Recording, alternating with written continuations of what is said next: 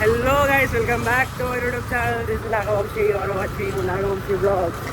So present అయితే మనం మురుడేశ్వర్లో ఉన్నాం అండ్ మురుడేశ్వర్ టెంపుల్ దర్శనానికి వెళ్తున్నాం. ప్రజెంట్ అయితే మనము మురుడేశ్వర్ నేను రీల్స్ లలో యూట్యూబ్ వీడియోస్ లలో చూసి నేను కూడా ఎప్పుడో ఒక్కసారన్నా ఈ ప్లేస్ కి వెళ్ళాలి అని నాకు చాలా కోరిక ఉండే అన్నమాట. బట్ నేనైతే ఎక్స్పెక్ట్ చేయలేదు ఈ రైడ్ లో నేను ఈ ప్లేస్ ఇంత త్వరగా చూడగలుగుతానని నేను ఎక్స్పెక్ట్ చేయలేదు నా లైఫ్ లో.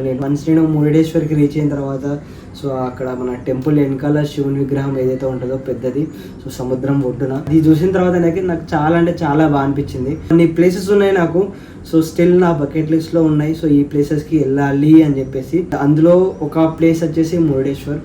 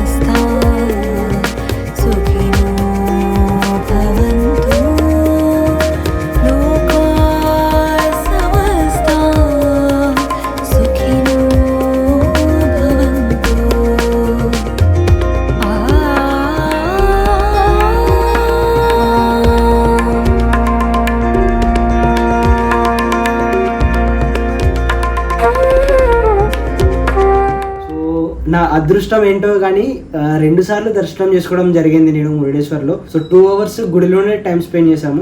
స్పెండ్ చేసిన టైంలో 2 times దర్శనం చేసుకున్నాను నేను.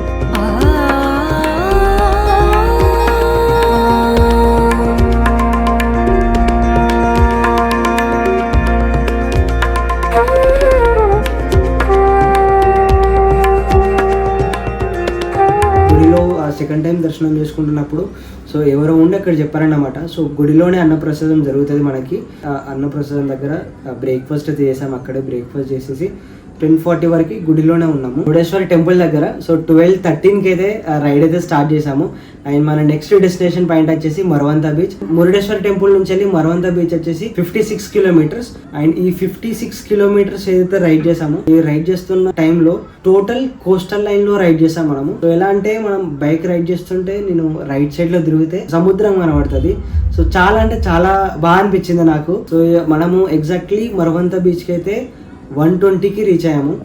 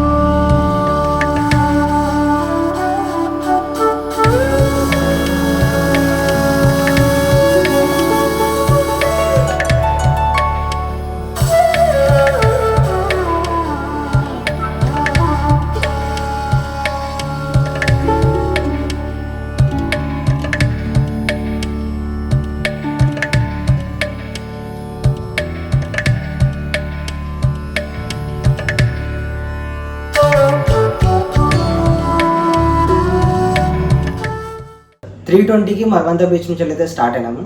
అండ్ ఒక 22 కిలోమీటర్స్ రైడ్ చేసిన తర్వాత సో లంచ్ చేద్దామని బైందూర్ దగ్గర ఆగినాము. లంచ్ చేస్తున్న టైంలో ఫుల్ వర్షం పడింది అక్కడ. అండ్ అక్కడ నుంచి వెళ్ళి 4:50కి ఏమో మళ్ళీ రైడ్ స్టార్ట్ చేసినాము. ఆ మురుడేశ్వర్ నుంచి వెళ్ళి ఏదైతే రూట్లో వచ్చినాం మనము మరవంత బీచ్కి, సేమ్ మళ్ళీ అదే రూట్లో రివర్స్ వెళ్ళాలన్నమాట. ఫుల్ వర్షం పడుతుందని చెప్పేసి సో హొన్నవారులో హాఫ్ అన్ అవర్ ఏమో ఆగాము. సో కొంచెం వర్షం తగ్గిన తర్వాత మళ్ళీ రైడ్ స్టార్ట్ చేసాము. సో అక్కడ నుంచి వెళ్ళి డైరెక్ట్గా గోకర్ణకి 7 o'clockకి రీచ్ అయినాము. అండ్ 7 o'clock నుంచి వెళ్ళి 7:30కి ఏమో ఓం బీచ్ దగ్గరికి వెళ్ళాము.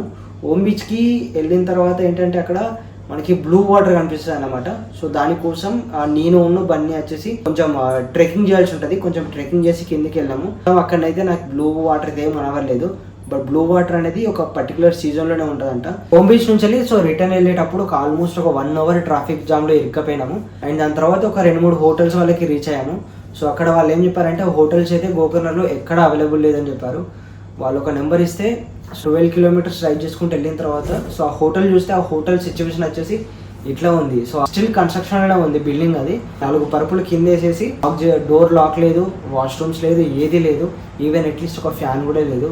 సో అలాంటి రూమ్ చూపెట్టిండు. అండ్ అదొకటే ఆప్షన్ ఉండే లాస్ట్కి మా దగ్గర. సో టీమ్ అంతా ఏం డిసైడ్ అయ్యామంటే సో ఎవరైతే డిన్నర్ చేయాలనుకుంటున్నారో సో వాళ్ళు డిన్నర్ చేయండి. సో అంతలోపు ఎవరైతే డిన్నర్ చేయడో వాళ్ళందరం వెళ్ళి హోటల్ అయితే చెక్ చేస్తామని చెప్పాము. నేను, రమేష్ అన్న, ప్రదీప్ అండ్ సాగర్ నలుగురం వచ్చేసి మేము రమేష్ అన్న బైక్, సాగర్ బైక్ తీసుకొని సో నలుగురం స్టార్ట్ అయినాము హోటల్ సర్చింగ్ కి. సో గోకర్ణ మొత్తం సర్చ్ చేసినాము, ఎక్కడా దొరకలేదు. సో 9:30కి గోకర్ణ నుంచి వెళ్ళి బయటకు వచ్చేసి మిర్జాన్ అనే విలేజ్ ఉంటుంది. సో మిర్జాన్కి వెళ్ళాం. మళ్ళీ మన మురుడేశ్వర్ ఉంది కదా, సో అట్లా బ్యాక్ సైడ్ వెళ్ళేసి 27 kilometers వెనక్కి రైడ్ చేసి అక్కడ కూడా రూమ్ సర్చ్ చేసినాం. ఎక్కడ రూమ్ దొరకలేదు మనకి. అక్కడ నుంచి వెళ్ళి మళ్ళీ గోకర్ణ హైవే మీదకి వచ్చేసి వాళ్ళకి ఏం చెప్పామంటే ఏదైతే హోటల్ దొరికిందో సో ఆ హోటల్ ప్రజెంట్ అయితే అడ్జస్ట్ అవ్వండి మీరందరూ. సో మేమైతే స్టిల్ రూమ్స్ అయితే సర్చ్ చేస్తాము, ఎక్కడైనా దొరికితే కాల్ చేసి రమ్మంటాము. బట్ అప్పటి వరకు మీరు అక్కడ రెస్ట్ తీసుకోండి అని చెప్పాము.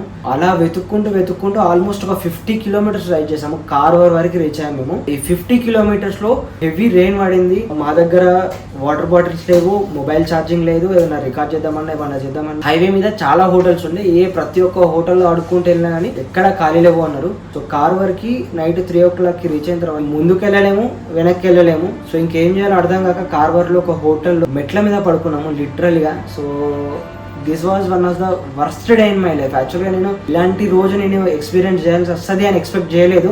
బట్ ఫస్ట్ టైం నేను ఎక్స్పీరియన్స్ చేసిన. అండ్ ఇందులో చేసిన మేము ఒక పెద్ద తప్పు ఏంటంటే గోకర్ణలో హోమ్ స్టే బుక్ చేసుకోలేదు ముందే, ఎందుకంటే చాలా ఫుల్ ఉండే.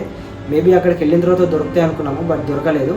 అండ్ సెకండ్ థింగ్ వచ్చేసి మేము ప్రతి ఒక్క చిన్న రైడ్లో కానీ మేము టెంట్ అయితే క్యారీ చేస్తాము. రైడ్లోనైతే టెంట్ అయితే క్యారీ చేయలేదు. అదొక చాలా పెద్ద మిస్టేక్ మేము చేసింది. సో అదే టెంట్ కనుక మేము క్యారీ చేస్తుంటే నైట్ టెంట్లో పడుకునే వాళ్ళం ప్రశాంతంగా ఎక్కడైనా. సో ఇదైతే నాకైతే చాలా అంటే చాలా బాగా అనిపించింది. సో లాస్ట్కి మెట్ల మీద పడుకోవాల్సి వచ్చింది హోటల్లో. సో అందుకనే ఎవరైనా నెక్స్ట్ టైం ఎక్కడికైనా వెళ్తే కంపల్సరీ టెంట్ క్యారీ చేయండి, ఎందుకంటే ఏ సిచ్యువేషన్లో ఎట్లా యూజ్ అయితే లేదు. ఏదైనా ఫుటేజ్ రికార్డ్ చేద్దామన్నా కూడా ఏది లేదు, మొబైల్స్లో ఛార్జింగ్ లేదు, వాటర్ బాటిల్ లేదు, జేబులో డబ్బులు కూడా ఎక్కువ లేకుండే. సో ఆ టైంలో అన్నీ close. So full body dehydration, చాలా అంటే చాలా నరకం చూసినాం ఆ రోజు. ఇది అన్నమాట జరిగింది. సో ఇంకా దాని తర్వాత ఏం జరిగింది అనేది మీకు సో నెక్స్ట్ వ్లాగ్లో నేను ఎక్స్ప్లెయిన్ చేస్తాను. సో ఇదే ఫ్రెండ్స్ ఈ వీడియో. సో ఈ వీడియో కనుక మీకు నచ్చినట్లయితే లైక్ చేయండి, షేర్ చేయండి. And thank you so much for watching. Signing off Nagavamshi vlogs.